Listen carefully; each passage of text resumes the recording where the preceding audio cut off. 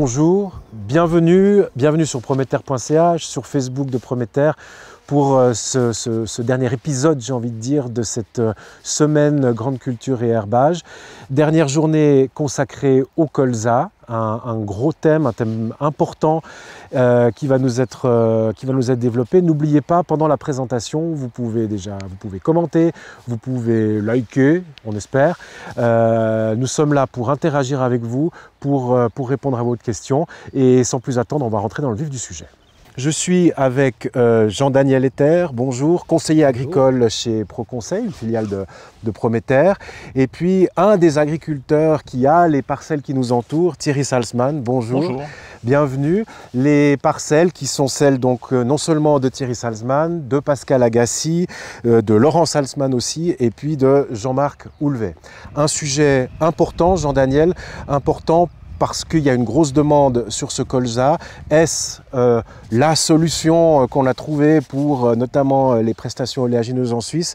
Dites-nous un petit peu pourquoi ce colza qui est là est si important.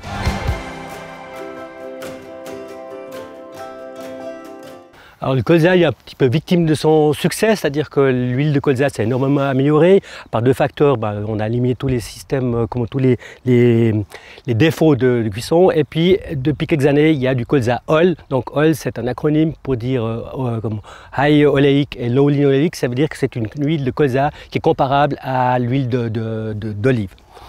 Du coup, il y a une forte demande, les possibilités de trituration en Suisse sont limitées, il n'y a qu'une seule fabrique d'huile en Suisse et pour pouvoir traiter tous les volumes de colza qu'il y a à disposition, on doit limiter un peu la production des autres protéagineux, le tournesol et le soya. Du coup, on a beaucoup plus de colza dans l'assolement. Et puis, plus de parts de colza, ça veut dire que la culture revient plus souvent sur les mêmes terres. Donc, on a aussi plus de pression des ravageurs et des maladies. Parallèlement, le colza a suivi l'évolution du retrait de certains produits de traitement, entre autres les traitements des semences, qui protégeaient le colza contre tous les ravageurs d'automne. Cette protection n'existe plus et on a deux facteurs en même temps qui se conjuguent. Donc, d'un côté, plus de colza dans les assolements, puis d'un autre côté, moins de protection sur la graine de colza, et il faut trouver des solutions pour pas laisser le colza nu face à ces ravageurs. Et ces solutions, c'est la mise en avant de techniques innovantes de colza, et c'est ce qu'on a essayé de démontrer sur cette parcelle. On a une plateforme où il y a des techniques innovantes de colza qui seront présentées.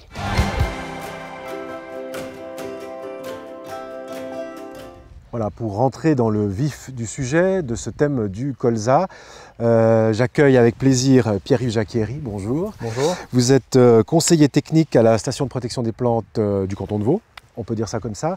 Et dans cette thématique du colza, une thématique évidemment importante, c'est la question des ravageurs. Alors expliquez-nous un peu votre travail et le travail qui a été fait et qui est présenté ici. Alors par rapport au colza, c'est vrai que c'est une culture qui se prête malheureusement à l'attaque de beaucoup de ravageurs pendant toute la période de végétation.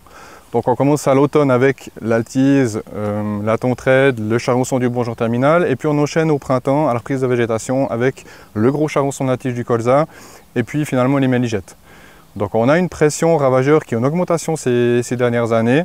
Pour ça, il y a plusieurs raisons. La première, c'est l'abandon du traitement de semences aux néonicotinoïdes depuis fin 2013, qui fait que les plantules de colza substances interdites depuis 2013, dont le colza en traitement de semences, ce qui fait que les plantules ne sont plus protégées au jeune stade de développement. Et donc on peut avoir des attaques d'altise notamment qui peuvent péjorer les peuplements. Donc ça c'est la première chose. La deuxième chose, c'est qu'on a aussi des arrière-étés qui sont secs. Donc on a une levée des colza qui est le plus souvent assez délicate, donc avec des levées tardives, hétérogènes. Et puis un arrière-automne aussi qui est très doux, donc très favorable à l'activité des insectes, notamment de l'altise. Et puis si on prend l'hiver dernier, un hiver aussi peu rigoureux avec des gels vraiment peu importants, ce qui fait que les larves d'altise ont pu vraiment se développer à tout loisir dans les plantules et provoquer passablement de dégâts. Donc ça c'est la vue d'ensemble pour la situation qui explique finalement pourquoi on a un petit peu plus de ravageurs ces dernières années.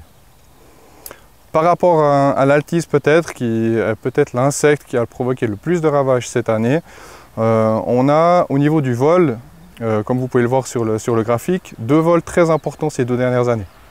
Donc en termes de quantité, en termes de précocité, ce qui fait que grâce aux cuvettes, on arrive à capturer les différents insectes et estimer à peu près la pression qu'on peut avoir dans les parcelles. Après, il faut bien entendu faire des observations dans la culture et puis voir de quelle manière les morsures des altises vont impacter le développement de ces colzas. Pierre-Yves Jacquery, quels sont les ravages que l'on observe par l'altise sur les colzas? Alors l'altise va provoquer 2 types de dégâts bien différents. Le premier dégât, ce sera les morsures sur les jeunes plantules de colza à la levée, donc au stade cotylédon du colza. Et puis ça peut conduire au dessèchement des plantules, voire à la disparition de certains peuplements en cas de forte attaque. Donc là, on a un seuil d'intervention de 50% des plantes atteintes avec de nombreuses morsures qui peut nécessiter, si ce seuil est atteint, une intervention avec un insecticide. Le deuxième dégât, qui est notamment responsable de passablement de problématiques cette année, c'est la problématique des larves. Les altises vont pondre au pied du colza et les larves vont, à peu près à la mi-octobre, migrer sur les plantules de colza, perforer les pétioles et passer l'hiver à l'intérieur de ces colzas.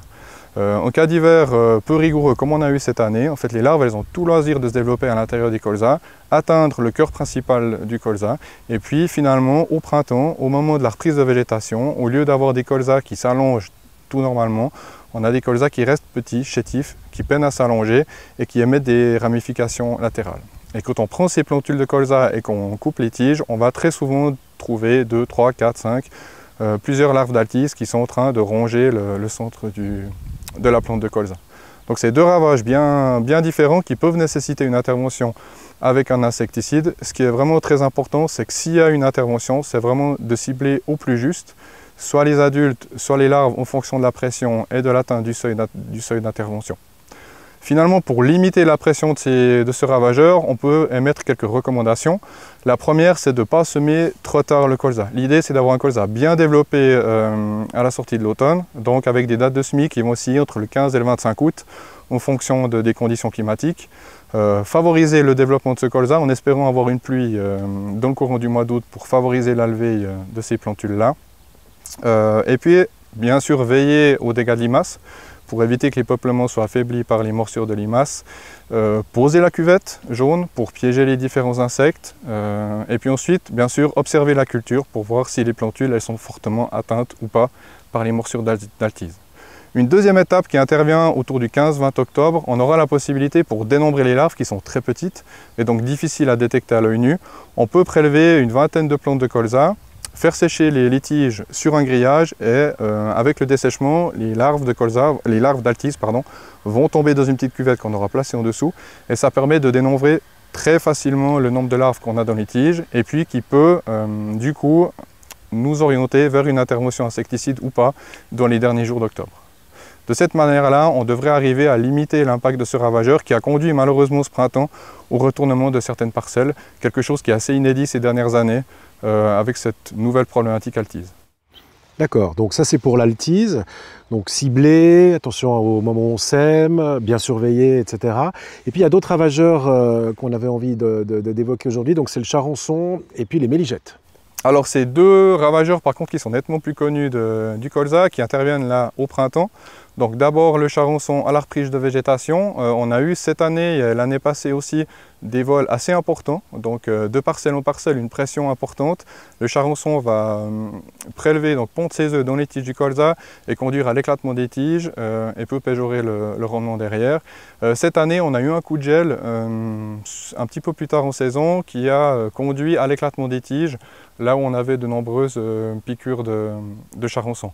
Donc là aussi, la pose de la cuvette dès la reprise de la végétation et puis l'observation au champ permettra de déterminer la pression du charançon et d'éventuellement intervenir avec une application d'insecticide lorsque le seuil d'intervention est atteint. Pour les méligettes qui interviennent encore un petit peu plus tard, cette année on a eu un vol un peu plus modeste que les années d'avant, donc avec des captures dans les cuvettes assez modérées d'une parcelle à l'autre. Et puis au final, le dénombrement des méligettes sur les boutons floraux Dans le réseau d'observation, on avait des comptages qui allaient de 1 à 7 millijets en moyenne. Donc, sachant que le nouveau seuil d'intervention est de 10 millijets, donc on voit que cette année, dans bien des situations, une intervention contre les millijets n'était pas forcément nécessaire. Il faut toujours bien entendu voir de parcelle en parcelle, et pour ça, ça nécessite une observation au champ et des comptages réguliers juste avant la floraison du colza. Mais alors, pour bien réagir aux attaques de tous ces ravageurs, quels sont les réseaux d'observation qui sont mis en place? Alors, depuis plusieurs années maintenant, il y a un réseau d'observation qui a été mis en place sur l'ensemble de la Romandie. Donc avec des observations régulières qui se font par différents collaborateurs des services phytosanitaires des différents cantons. Chaque semaine, en période de végétation, on a des observations au champ qui sont réalisées, qui permettent de dénombrer la présence du ravageur, le degré d'infestation sur les plantes, l'intensité des dégâts. Et toutes ces observations nous permettent après, dans le conseil technique, d'apporter des conseils au plus juste. Mais c'est clair que ça ne remplace pas l'observation que va faire l'agriculteur au champ, vu qu'on sait que d'une parcelle à l'autre, la pression peut être très différente. Donc nous, on va donner des orientations en fonction des observations générales et l'agriculteur doit, dans la mesure du possible, aller dans sa parcelle et faire les mêmes contrôles pour cibler au mieux une éventuelle intervention. Très bien, Pierre-Yves Jacquery, merci beaucoup pour ces explications très claires.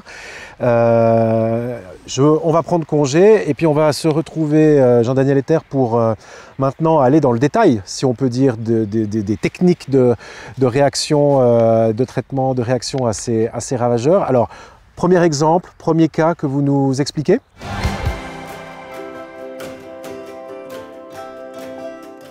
Alors effectivement, il y a quelques années en arrière, on a essayé de trouver des techniques de mise en place des cultures de colza qui permettent de se passer de certains intrants. Alors à l'origine, la première idée de départ, c'était pas pour lutter contre les insectes, parce qu'on n'avait pas tellement cette problématique d'insectes à l'époque, mais c'était pour essayer de se passer de l'herbicide. Donc le slogan qui était pour cette technique, c'était « semer votre herbicide ». C'est-à-dire comment est-ce qu'on faisait? En semant le colza, on sème en même temps un mélange de plantes qui s'appellent des plantes compagnes. À l'époque, on disait des plantes associées, mais c'est des plantes compagnes. Ces plantes compagnes, elles vont être choisies parmi un assortiment, mais si possible, elles devraient être gélives. Et puis, elles vont, si l'hiver est suffisamment rigoureux, elles devraient disparaître pendant l'hiver. Et au printemps, il va se retrouver plus que le colza. Pour la petite anecdote, donc, cette méthode, elle a été découverte comme beaucoup de choses par hasard. Hein. C'est un agriculteur qui a semé un couvert. Et puis, ces plantes de ce couvert se sont trouvées justement gélives, elles ont disparu pendant l'hiver, et comme c'était une parcelle qui de précédente était du colza, il y avait des repousses de colza, il a vu qu'au printemps il avait un très beau colza, donc il a dit c'est bon, j'ai pas besoin de désherber, donc on peut se débrouiller comme ça. Donc ça c'était l'origine, il y a disons une dizaine, quinzaine d'années en arrière. Cette méthode a été aussi mise en avant par le programme Solvo qu'on a eu dans le canton pendant 5-6 ans. Hein. Et actuellement, on peut dire qu'il y a une quinzaine, environ 15%, 20% des surfaces qui sont semées selon cette méthode. Comme toute nouvelle méthode, il y a une phase d'apprentissage. L'apprentissage n'est pas toujours facile. Il y a des parcelles qui se prêtent à cette méthode, puis il y a des parcelles qui ne se prêtent pas. Quand vous avez certaines pressions de certaines adventices, entre autres des vivaces ou du gaillet, il faut savoir comment s'abstenir de faire cette technique de cette parcelle-là, et puis repartir sur une technique plus classique. Au niveau justement de la mise en place de ces techniques innovantes, hein, donc ce mélange de couverts plantes compagnes, c'est valable pour tout le monde. Il n'y a pas besoin d'avoir une méthode particulière pour le semer. On peut soit labourer, on peut soit ne pas labourer, donc pour ça c'est égal. Et puis ça convient aussi particulièrement aux agriculteurs qui font de l'agriculture de conservation. C'est le cas de Thierry. Et puis on va un peu connaître un petit peu tes convictions par rapport à ces techniques.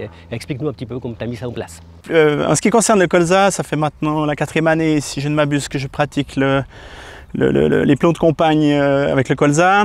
On pratique ici le semis du colza avec un semis de précision en ligne à 50 cm. Pas tout le monde fait comme ça, mais on fait comme ça ici, ça marche plutôt pas mal. Donc l'idée, on pratique également un strip-till. Le strip-till, en général, est pratiqué droit derrière la moisson de céréales. Et puis on sème les plantes compagnes avec le semoir en semi-direct le jour avant le semis du colza, et le semis du colza en ligne le lendemain, ensuite. Pourquoi est-ce que tu fais du strip-till? Parce que tu pourrais aussi le semer en semi-direct. Les plus avancés dans les techniques diront que le strip-till est une technique qui rassure. Je dirais également ça, non, plus sérieusement, le strip-till fait un peu de terre fine, facilite la mise en place du colza et également génère un peu de minéralisation de par le travail du sol qui favorise le départ de la culture. Au niveau de la mise en place, je vous ai dit que toutes les techniques sont valables. On a vu Thierry le fait en strip-till, donc c'est tout à fait possible. Maintenant, il y a une méga recommandation par rapport à cette technique, c'est d'avancer la date de semis d'une quinzaine de jours. Thierry Salzman, vous avez semé quand pour essayer d'avoir la meilleure réactivité par rapport notamment à cette problématique des limaces? Oui, alors la grande partie de la parcelle était semée dans les dates usuelles, à savoir autour du 20 août en fonction de la météo. Et, par contre, j'ai fait effectivement un essai de semis hyper précoce, respectivement un mois avant, le 26 juillet. Donc au lendemain de la moisson, on a moissonné, ramassé la paille, passé le strip-till le soir et le lendemain, je semais les plants de campagne et le colza dans la foulée. L'idée de ce semis hyper précoce, c'est que c'était de suivre les recommandations, à savoir avoir un colza qui est vigoureux l'automne. Et j'ai dit, ben, allons jusqu'au bout de la démarche. Donc du coup, j'ai effectivement pas eu de problème de mauvaises herbes. J'ai une levée qui était hyper régulière, 0 dégâts de limaces. Et les altises ont malgré tout fait moins de dégâts que sur le reste de la parcelle. Alors je précise ici que l'essai n'est pas terminé, comme dit le céréalier, c'est à la moisson qu'on voit le résultat, mais je suis assez persuadé que ça va devenir une technique assez valable. D'autant plus que ça fait maintenant 2 ans que je pratique le colza en extensif, donc sans insecticides, sans régulateurs et autres, sans fongicides. Et j'ai essayé de trouver une manière de mettre le plus d'atouts de mon côté. Alors, persuader les agriculteurs comme Thierry d'anticiper cette date de semis, c'est pas facile. Ben pourquoi? Parce qu'on ne sait jamais l'automne qu'on aura derrière. Donc on a un bel automne, qu'est-ce qui se passe? Ben, on a un couvert qui est explosif, un colza qui est aussi explosif. Et si on a un hiver, comme on a les hivers douces les autres années, pas de problème. Si on a un hiver comme on ne se rappelle plus, moi je suis un peu plus vieux donc je me rappelle des hivers où il y avait beaucoup de neige, et quand il y a beaucoup de neige, tout d'un coup, le colza il est plat et vous n'avez rien au printemps qui repart. Et là, on a aussi, on expérimente aussi une parade, et là c'est la parade que Thierry a mis en place cette année. Qu'est-ce que tu as fait au mois d'octobre avec ton colza? Mois de septembre. Alors effectivement, comme je l'ai dit tout à l'heure, il a bien levé, les plots de campagne dépassaient allègrement le colza en hauteur. Et autour du 10 septembre, le 10 septembre, on a dû voir la parcelle, il commençait à avoir de l'élongation, 1 à 2 cm sur les plus grands. Du coup, suite aux discussions avec les gens de Prometer ainsi que mon conseiller technique, j'ai pris la décision de le broyer pour le réguler. Donc, comme vous pouvez le voir sur les photos, j'ai broyé à une hauteur de 8 à 10 cm, le but étant de maintenir le plateau pour qu'il puisse redémarrer. Et j'avais un peu peur du résultat quand même, hein, parce que quand on va avec un broyeur dans une culture, ça fait un petit peu bizarre. Mais quelques jours après, ça m'a donné raison, étant donné que tout est reparti, y compris les plants de campagne. Donc j'ai eu de la chance parce qu'il faisait sec à ce moment-là, hein, il ne faut pas commencer à aller faire ça par temps humide, mais je pense que le colza est une plante très vigoureuse qui est capable de passer outre ce genre d'exercice. Thierry Salzman, on a parlé de tout ce travail qui a été fait sur plusieurs années. Quelle est la philosophie là derrière? Quelle est la réflexion que vous êtes faite?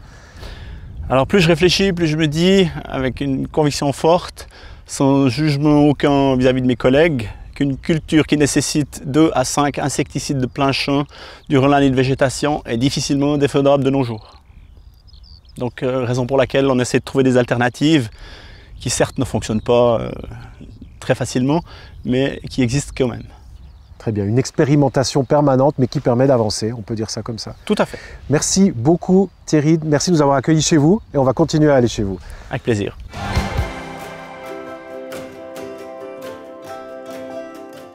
Nouveau chapitre dans cette thématique colza, toujours ici à Bavois, avec Charlotte Savoyard. Bonjour. Bonjour. Conseillère agricole chez Proconseil, filiale de Prometer.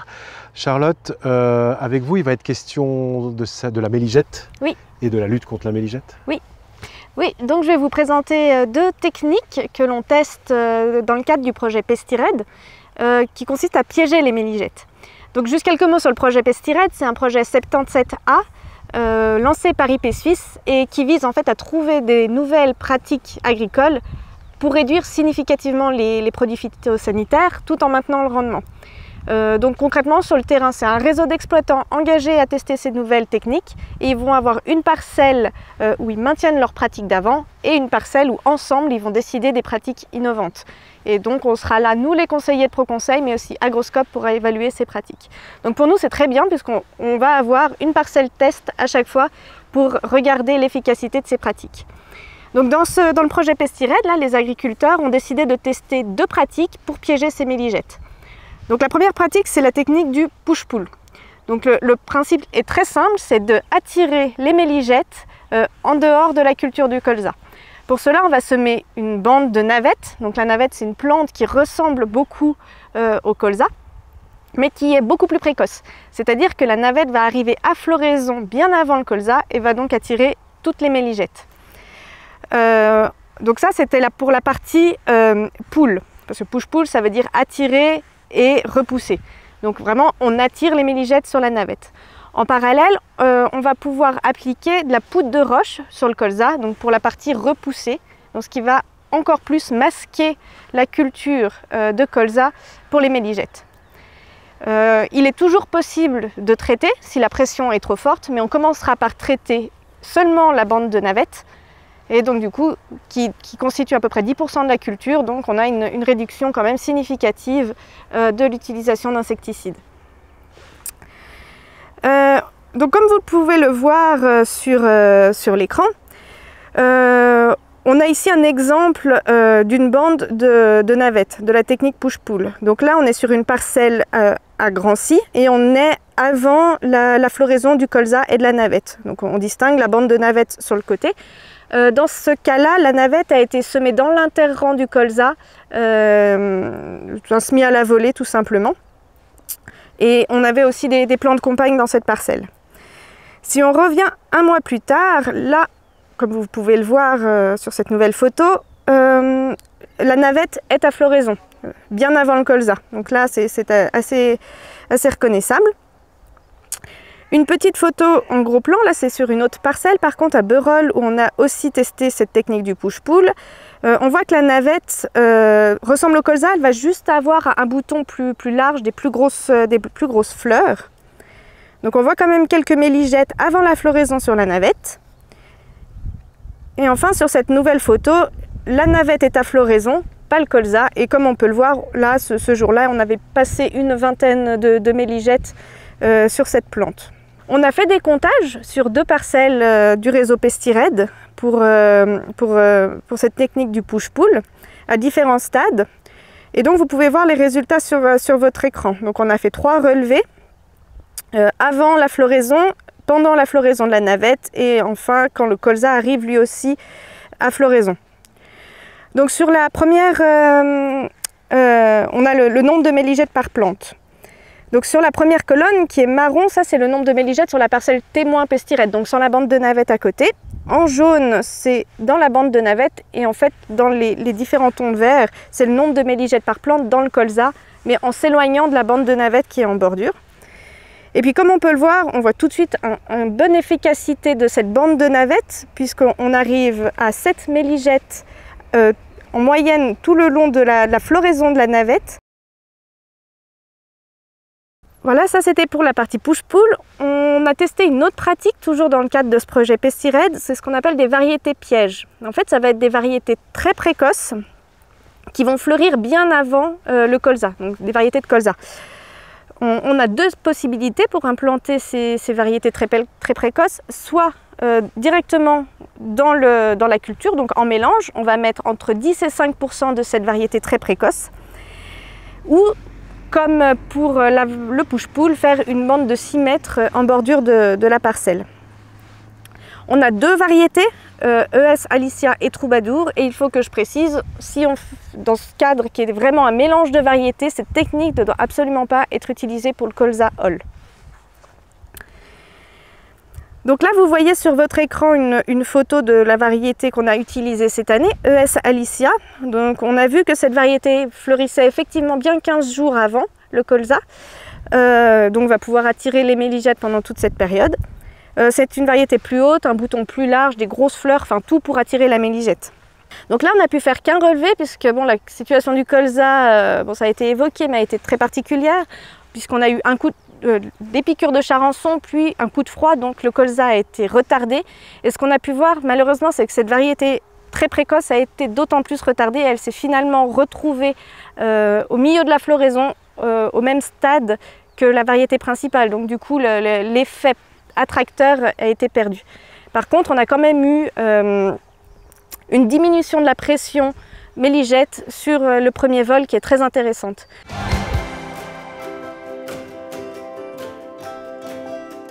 Alors nous avons avancé un tout petit peu sur cette parcelle pour rejoindre Diane François. Bonjour, vous êtes Product Manager Maïs et Protéologie oléagineux. Je savais que je buterais dessus, c'est fait, chez Semences UFA. Essais techniques, essais variétaux, pourquoi? Expliquez-nous en quoi ça consiste. Alors, essai technique, pourquoi? Quelque part, on pourrait se dire que cette technique de plan de campagne, elle est déjà établie, donc on la maintient quand même, déjà pour maintenir la vigilance, et puis aussi pour toujours tester les différentes variétés qui sont sur le marché. Sur le marché, par exemple, juste un petit exemple très simple, sur les 5 différents mélanges qui sont là, il y en a 3 qui ont de la veste, mais une fois c'est la veste d'été, une fois c'est la commune, une fois c'est la veste pourpre. Et puis si on voit, ces différences-là, ça fait que vous avez des vestes qui sont développées au moment de l'entrée de l'hiver et qui gèlent, ou bien des vestes qui sont toutes petites et qui risquent bien de passer l'hiver. Donc simplement pour savoir un petit peu comment vont se comporter ces différents mélanges, on les continue à les mettre en place. En plus des essais, de plan de campagne, on a aussi des nouvelles techniques qui sont les techniques plantes relais, c'est-à-dire qu'on a essayé de mettre en place des plantes qui garantissent une couverture verte permanente, non seulement pour le colza, mais pour la culture qui vient après. Ça, c'est les techniques d'avenir pour le futur. Et puis en parallèle, on a mis en place un essai variétal, c'est notre collègue Diane François qui l'a mis en place et qui va en parler. Alors en fait, nous, on met en place des essais variétaux. Donc l'objectif des essais variétaux, c'est d'observer le comportement des variétés en plein champ. Il y a des essais variétaux qui se font dans le réseau officiel Agroscope qui sont en micro-parcelles. Et en plein champ, on peut voir des caractéristiques variétales qu'on ne verrait pas en micro-parcelles, telles que la verse. Alors ici, on n'a pas de problème de verse dans ces essais, mais c'est vraiment un petit peu ce qu'on va observer. Et puis on va observer les variétés de référence du marché, des variétés qui seront inscriptibles pour la récolte dans 2 ans et les variétés qui seront nouvelles cette année et qui vont pouvoir être commercialisées cette année pour la récolte 2021. Alors pour l'année 2021, qu'est-ce qu'il y a comme nouveauté un petit peu?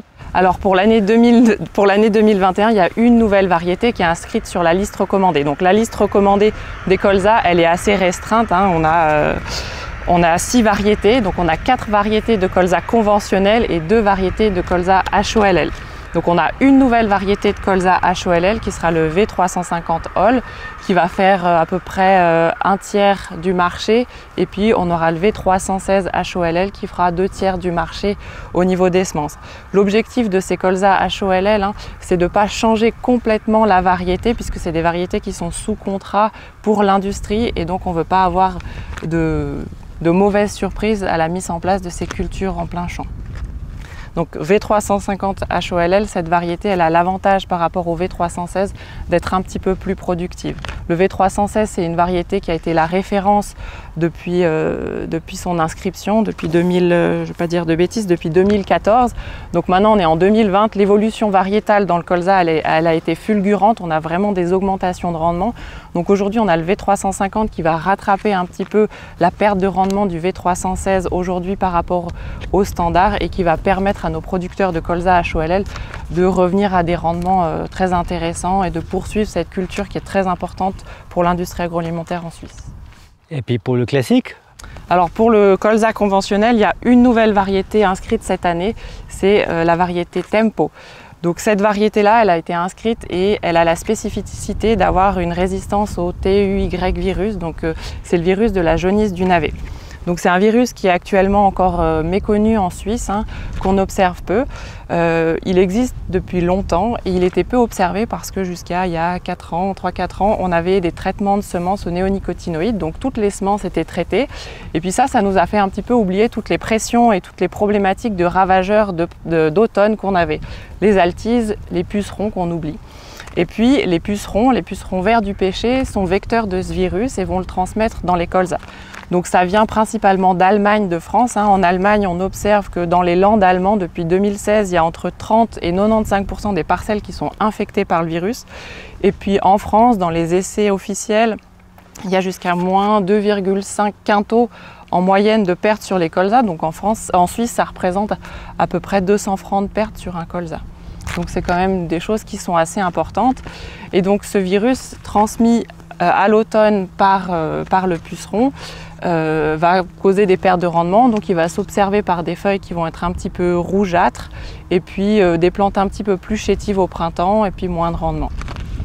Donc c'est une résistance qui est partielle, c'est pas une résistance totale de la plante au virus, puisque quand on va faire des tests chimiques, le virus va être présent dans la variété, mais il ne va pas s'exprimer, et donc par cela on aura une variété qui sera plus productive, beaucoup plus solide, et qui va améliorer encore les rendements. Donc ce serait une variété qui se prêterait parfaitement bien pour la culture extenso, comme c'est ce qu'a fait Thierry Smalsman sur cette parcelle. Alors par exemple, c'est une variété qui sera très souple, puisqu'en fait elle a des critères agronomiques très intéressants. L'objectif de la sélection variétale, c'est vraiment d'améliorer les critères agronomiques des variétés en fonction des contraintes qu'on va rencontrer au champ. Donc là, c'est une variété qui va pouvoir être semée plus tôt et plus tard parce qu'elle n'a pas une très forte élongation à l'automne. Alors bien sûr, quand on sème plus tôt, il faut toujours aussi vérifier sa densité de semis pour ne pas avoir des colzas qui soient trop concurrencés les uns par rapport aux autres. Mais c'est une variété effectivement qui sera plus résistante aussi aux attaques d'altise, qui va mieux valoriser l'azote d'automne, qui va parfaitement se répondre à ces critères de l'extenso effectivement. D'accord, et puis c'est un peu la même chose pour la nouvelle variété HOL, c'est aussi dans cette direction ou bien c'est... Alors actuellement, les variétés HOLL, elles sont développées vraiment par rapport aux teneurs en huile, et pour l'instant, il n'y a pas de variété dont les sélectionneurs, donc il n'y a pour l'instant qu'un seul sélectionneur qui a des variétés HOLL pour ces teneurs spécifiques. Ils n'ont pas encore pu intégrer cette génétique à leur sélection variétale. À l'avenir, de toute façon, tous les obtenteurs, tous les sélectionneurs intègrent cette résistance au TUY virus dans toutes les variétés. Donc cette année, il y a une variété, et puis toutes les variétés qui sont maintenant en lice pour la liste recommandée intègrent cette nouvelle résistance. Mais la tendance quand même, par exemple la nouvelle variété HOL qui est présentée cette année, qui va faire un tiers du marché, elle est un peu plus résistante que la 316. Alors la V316, c'est une variété qui est une variété de référence, qui est très résistante au FOMA, qui est très solide. Donc la nouvelle variété présente les mêmes caractéristiques. Après, le colza HOLL, c'est vraiment un colza dans lequel on cherche cette très bonne teneur en huile pour la friture industrielle. Et donc la sélection variétale est vraiment très penchée là-dessus, et dès qu'on intègre des nouveaux gènes, on perd tout de suite cette qualité d'huile. Donc la sélection est un petit peu plus lente que dans les hybrides qu'on a conventionnels, où là on a eu un bond dans des 10 dernières années, où on n'a jamais eu autant d'augmentation de rendement possible. Cette augmentation, elle s'est un petit peu diluée par la perte des néonicotinoïdes avec des pertes de rendement, mais on a vraiment des variétés beaucoup plus solides et qui sont beaucoup plus rentables. D'accord. On va faire un petit tour dans ces variétés maintenant. Ouais. Alors Diane, dis-moi, qu'est-ce que tu regardes dans un colza par exemple? Alors en fait, là du coup, quand on regarde la parcelle de colza, ce qu'on va regarder en premier, c'est quand même l'homogénéité de la parcelle. Est-ce qu'il y a de la présence de verse? On va appuyer un petit peu les variétés, voir comment elles se comportent. On va regarder un petit peu le nombre de siliques, s'il y a beaucoup de siliques qui ont été avortés ou pas par rapport aux problèmes de méligette dont on a pu parler, la présence de maladies. On va regarder si on a bien une tige principale ou bien si on a plutôt eu des dégâts et puis on a plutôt des ramifications secondaires avec un colza qui aurait beaucoup compensé, qui à la récolte sera peut-être un petit peu plus difficile à récolter parce que pas mûr en même temps. Donc là, on regarde la variété Deca Ex Libris qui a été inscrite en 2019. C'est une variété qui est très saine, qui est précoce, qui a une très bonne teneur en huile, qui a une bonne résistance à la nécrose du collet. Donc c'est une variété qui sera très intéressante aussi pour la récolte 2021. Alors, autre variété qui n'est encore pas tellement connue, Tempo? Oui, Tempo, donc c'est la nouveauté pour le colza conventionnel pour cette saison, pour ces semis 2020. Donc si on regarde les plantes, hein, c'est des plantes qui sont très saines, qui ont énormément de ramifications secondaires, une bonne tige principale, beaucoup de siliques qui sont très saines, peu malades. Donc c'est la variété dont je t'ai parlé tout à l'heure qui a cette fameuse résistance au TUY virus. Qui est mi-précoce à la récolte, qui a de très bonne teneur en huile et qui présente un très très bon rendement, hein. On est là à 116% des standards, donc ce sera vraiment une variété très intéressante pour les semis 2020. Ok, à surveiller. Oui, à surveiller et à suivre, hein. Ce que je disais aussi, c'est qu'elle a un très bon développement automnal, donc elle sera meilleure pour les attaques d'altise. Et puis on voit que dans cet essai en extenso, elle s'est très bien comportée, elle est très saine, il n'y a pas de verse, elle est très costaud. Donc, une variété vraiment qu'on vous recommandera pour vos semis. D'accord, alors idéal puisqu'on peut aussi la faire en extenso. Alors maintenant, Léopard, la variété qu'on a servie pour semer toutes les parties de cette technique, présente-la-nous un petit peu maintenant.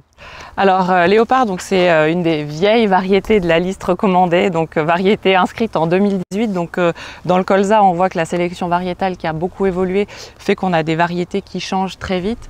Donc Léopard, c'est une variété qui est mi-précoce à floraison, mi-précoce à la récolte, qui est toujours très intéressante, qui a une bonne tenue face à l'averse, une bonne teneur en huile et qu'on recommande pour les semis.